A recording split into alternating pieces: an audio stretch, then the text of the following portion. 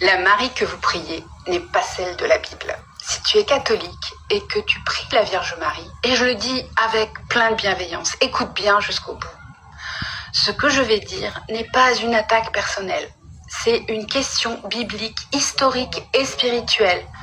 Parce que la Marie que tu pries aujourd'hui n'est pas la Marie présentée dans la Bible. C'est une figure religieuse construite des siècles plus tard en reprenant les codes d'anciens cultes païens que Dieu condamne clairement. On va être très clair dès le départ. Oui, Marie est la mère humaine de Jésus selon la Bible. C'est une femme juive, choisie par Dieu, obéissante, humble, mais non, elle n'est jamais priée, elle n'est jamais appelée reine du ciel, elle n'est jamais médiatrice, elle n'est jamais élevée au rang divin. Et c'est là que tout commence.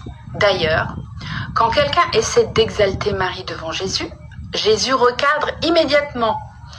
Heureux le sein qui t'a porté, lui dit une femme, heureuses les mamelles qui t'ont allaité. Et Jésus répond instantanément, heureux plutôt ceux qui écoutent la parole de Dieu et qui la gardent. Dans Luc 11, 27 à 28.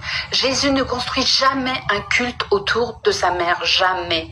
Et plus encore, il rappelle qu'il n'y a qu'un seul médiateur entre Dieu et les hommes, Jésus-Christ.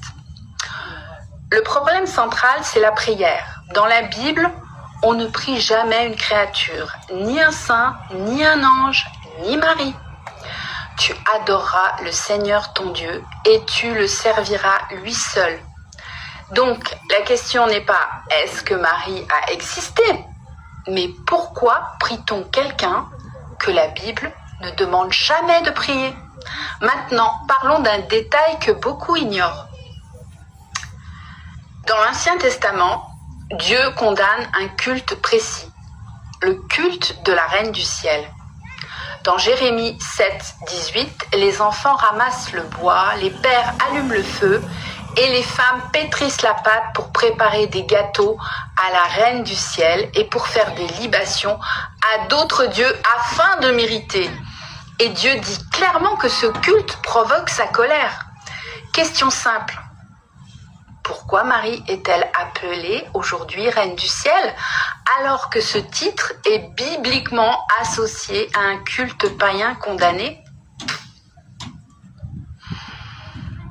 Bien avant le christianisme, les peuples adoraient déjà une mère céleste.